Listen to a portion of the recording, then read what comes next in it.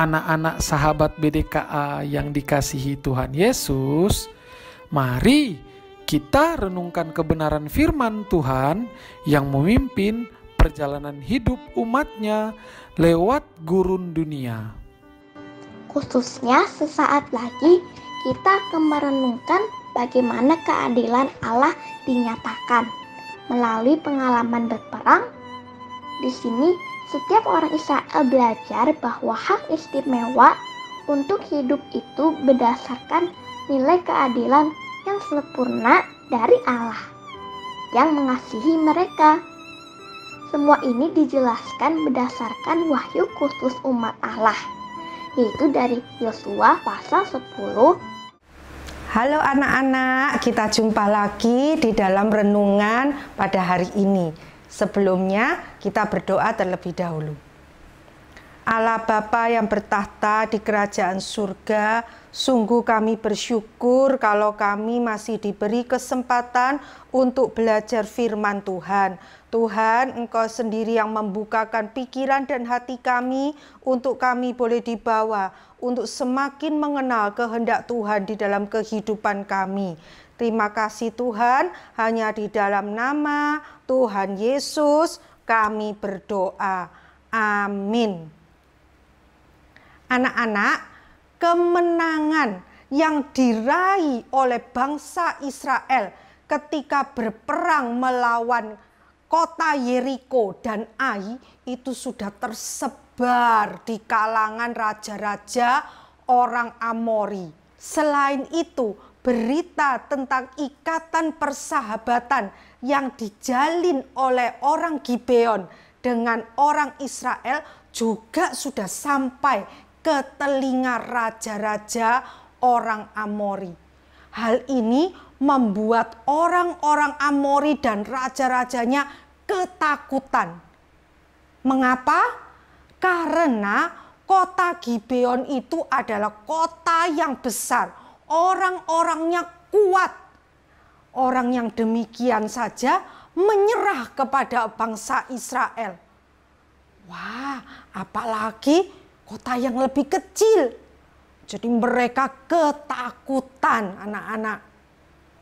Suatu hari raja dari Yerusalem bernama Adoni-Sedek mendatangi 4 raja orang Amori yang lain, yaitu Raja Hebron, Raja Yarmut, Raja Lakis, dan Raja Eglon. Raja Yerusalem ini mengajak 4 raja ini untuk menggempur kota Gibeon.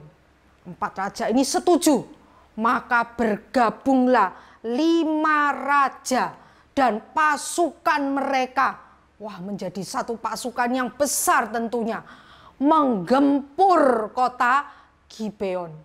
Orang-orang Gibeon ketakutan, mereka cepat-cepat mengirimkan utusan kepada Yosua untuk memohon pertolongan dari Yosua. Yosua pun segera berangkat dari Gilgal menuju ke daerah Gibeon ini. Anak-anak, Tuhan berkata kepada Yosua, "Jangan kamu takut. Aku akan menyerahkan raja-raja ini ke dalam tanganmu. Tidak ada seorang pun yang bisa bertahan menghadapi engkau."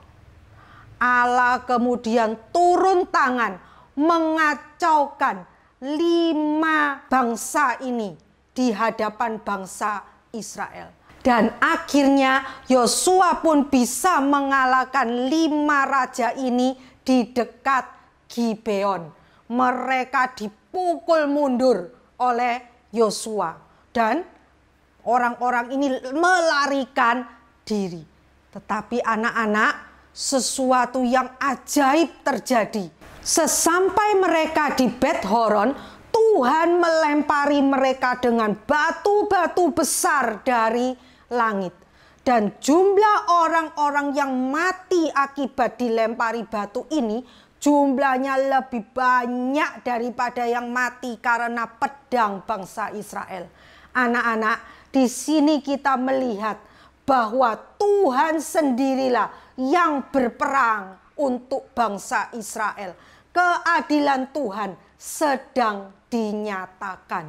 Pada hari itu, Yosua juga berdoa kepada Tuhan, memohon supaya matahari berhenti di atas kota Gibeon dan bulan juga berhenti di atas lembah Ayalon.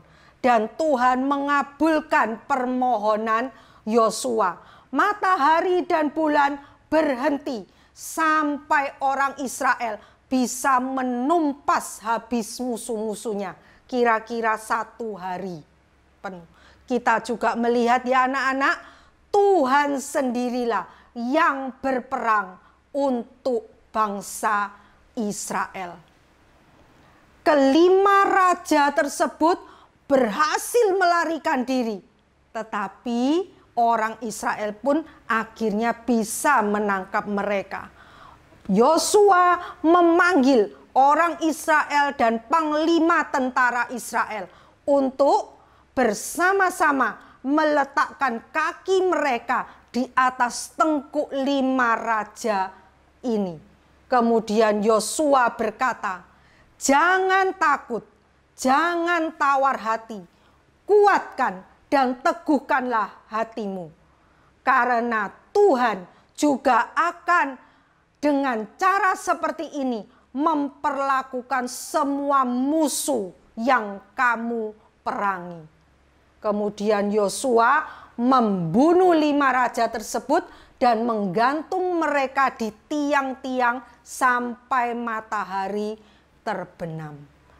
Anak-anak, kata Yosua itu dari bahasa Aram. Artinya sama dengan kata Yesus dalam bahasa Yunani. Artinya yaitu Yehova menyelamatkan. Yosua adalah model atau tipologi dari Tuhan Yesus. Kalau Yosua mengajak bangsa Israel untuk bersama-sama berperang mengalahkan orang Kanaan, Tuhan Yesus juga memanggil orang yang percaya untuk mengalahkan orang kafir. Bahkan Alkitab juga mencatat di dalam 1 Korintus 15 ayat 27 bahwa segala sesuatu sudah ditaklukkan di bawah kaki Kristus. Anak-anak, kita yang hidup di zaman sekarang juga nantinya akan menjadi alat penghakiman Allah terhadap orang-orang fasik. Sebenarnya kita pun sama dengan orang fasik, yaitu sama berdosanya.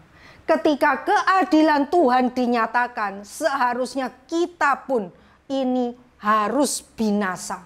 Tetapi karena kasih karunia Allah dinyatakan kepada kita dan kita boleh berespon terhadap kasih karunia tersebut sehingga kita percaya kepada Tuhan Yesus, maka kita tidak binasa.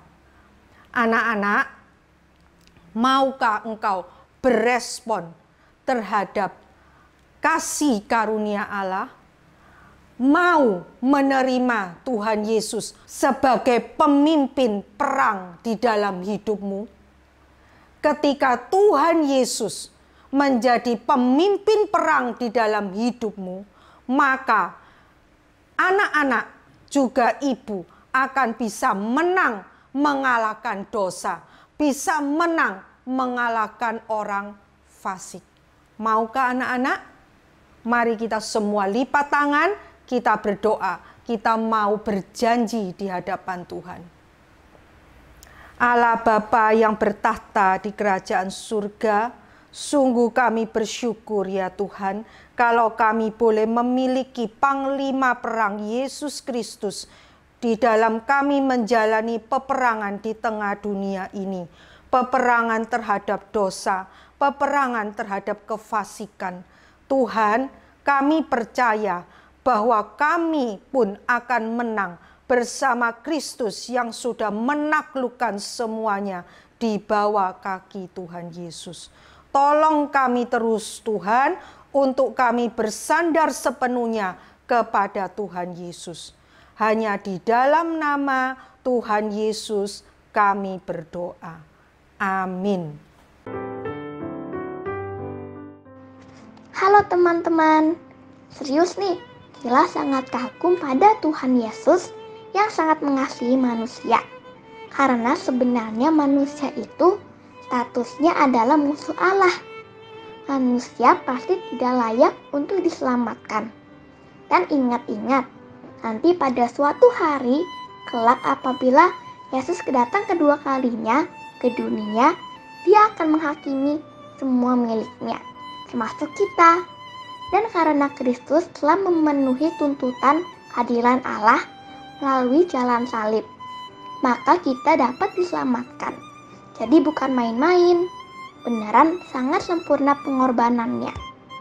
Bagaimana kalau besok sahabat BDKA lanjutkan terus baca dari Yosua 11. Dadah!